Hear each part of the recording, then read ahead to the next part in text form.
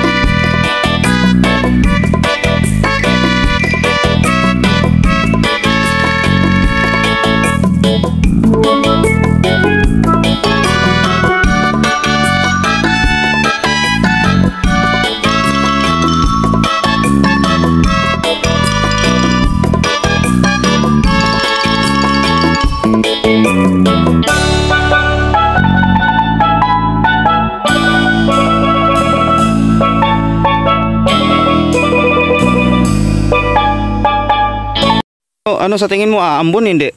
Hindi. Hindi aambon? Hindi. Bakit naman? Mainit? Mainit. Mainit. Ano yung hawak mo na yan? Tamo to. Amoy. Oh ba, lakas pala. Sige nga, subukan mo nga. Ba, lakas. Ito. Ba, ayos, ang galing ah. Lakas.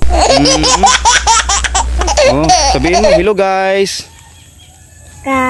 Hello. Hello guys. Ayun.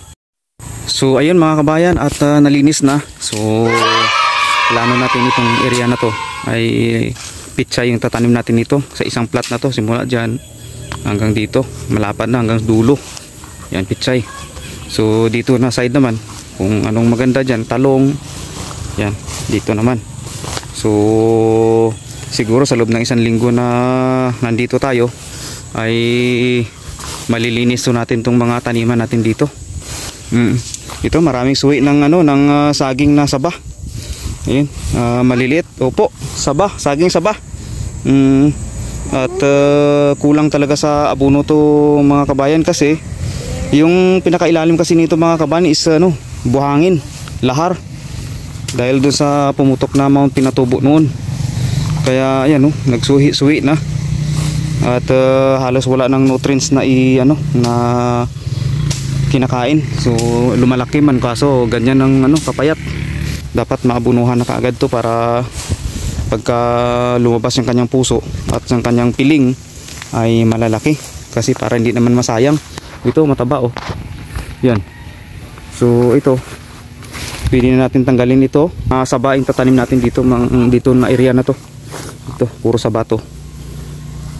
Yan, yung sa gitna kasi yan ay saging na yan, yung natawag na Gloria. So hindi rin natin pwedeng patayin lahat yan, dahil para mapakinabangan ng ating mga alaga pag dumami na rin mga alaga natin dito, para may kakainin sila. Yan, ito matatapos din natin itong mga to hanggang doon sa may kawayan na bayog na yun. Ano? Oo, hayaan mo lang. Hayaan mo lang. Dito sa area na to, ito naman ay saging na na Gloria. Yan marami na rin ito. Ilang linggo na lang ito, pwede na to. Para pagka nahinog ay papakain tayo sa mga alagang manok. Ha? Tagbasin mo. Tagbasin mo. Yan, sige, bang. Ito mga kabayan yung saba at na siya,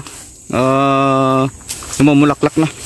Malagyan na po natin to ng ng abono. Ayan, maliit lang siya pero pag nalagyan naman to ng abono ay makakahabol pa yan. Tanggalin natin itong mga maliliit na to para makapag-buwilo siya. So dito ko na to tatapusin ang video ito mga kabayan. Maraming salamat muli at sa inyong mga panunood, sa mga new subscriber natin and new viewers natin. Maraming salamat sa inyong lahat mga kabayan. At sa mga gustong magpa-shoutout, ayan, pwede po kayo mag-comment sa ating comment box mga kabayan, para po ay makasama natin yung inyong pangalan sa pag-shoutout. Kung nagustuhan nyo ang video ito mga kabayan, please don't forget to like, share and subscribe. And pakihit na rin ang notification bell upang kayo ay laging updated sa aking mga video. So maraming salamat mga kabayan. Stay safe and may God bless you.